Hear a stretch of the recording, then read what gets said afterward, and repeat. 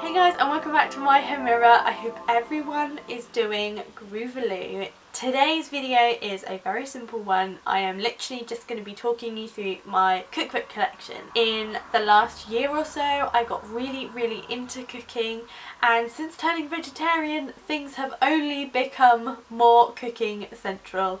I am obsessed. So I thought it would still be a good idea to talk about the books I don't like, as well as telling you about the ones I do and would definitely recommend. So hopefully you enjoy. The first book that I wanted to talk to you about was this one. It is Get the Glow by Madeline Shaw, and it was one of the first ones I picked up when I was amassing this little selection. I really love the layout of this book because it is my favourite way for recipes to be organised. It sounds really sad, but I like to be able to pick up a book and easily find what recipe I'm after. So she has it laid out with, I think it's breakfast, lunch, dinner, snacks, something like that, and for me that is the only way I want recipe books to be organised. And all in all, I think it is a really good option. I would definitely recommend it if you are a meat eater looking for a healthier option with loads of flavourful recipes. She seems to really understand flavour, and I have yet to pick this up and cook a dodgy recipe, which is an absolute godsend. Next up, this was one of my Christmas presents this year. It is the Kinfolk Table. And if ever you wanted to fall in love with some amazing food photography, this is the book to make it happen. It is seriously coffee table book stuff. It's beautiful. Now, saying that, I haven't cooked a single recipe from this book. I know it's amazing and beautiful, but there are quite a few things about it that I'm not as keen on. The first thing is how the chapters are laid out. Told you this was going to come up again. It is organised in terms of location, so the editors of this cookbook travelled around to different big cities and to inspiring people and friends that they knew there. So there's a section I think on Brooklyn, I'm pretty sure there's one on Portland, Oregon, and that is how all of the recipes are organised, which I have to say for me is definitely not my favourite, but it is beautiful. I think if you're a meat eater then you might get on better with it, but all in all I think for me it's a little bit style over substance. It's not one that I can wholeheartedly recommend. The next book is Cook, Nourish, Glow by Amelia Freer, and it's kind of the follow-up to Eat, Nourish, Glow, which was her nutrition book that I think came out last year.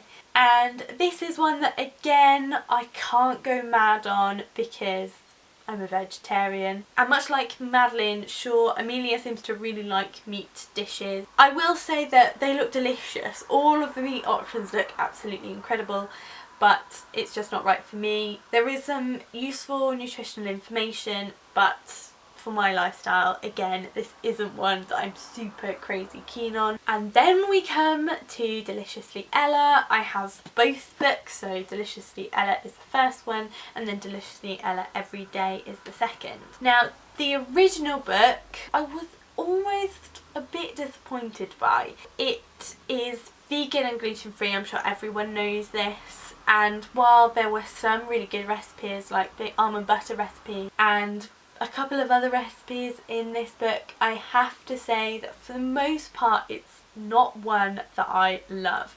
The reason being is that some of the flavour combinations are just way out of my comfort zone and just really don't appeal. I've even had a couple of recipes that I've tried and were absolutely horrible. I think there's a courgette and avocado dish that I really didn't like at all, and just thinking about it makes me feel quite sick, to be honest. Not as mad on this one as I think everyone else is. Deliciously Ella Every Day I really did like. There is a much better organisation of recipes. So yes, as I was trying to say before Oscar joined in, I think it is a good book. It's just got the odd recipe that really wasn't to my taste, but I still will go back and try more of them. Then we come to Anna Jones, who I'm now obsessed with, and the first book that she released, which was A Modern Way to Eat. This book is fantastic. You don't have to be vegetarian to love it. There are some seriously good recipes in here. I'm hopefully showing you now the dal recipe that I made that my family is obsessed with.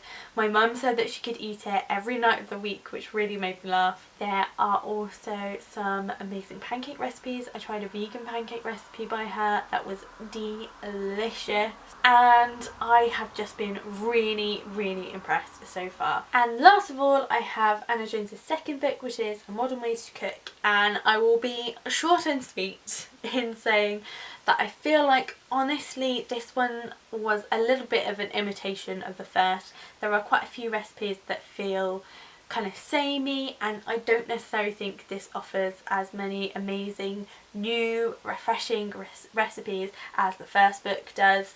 It is by no means a bad book, but she says in the introduction that she feels like this came about really quickly, and I think you can kind of tell. So that was it, my honest opinions on the cookbooks in my collection.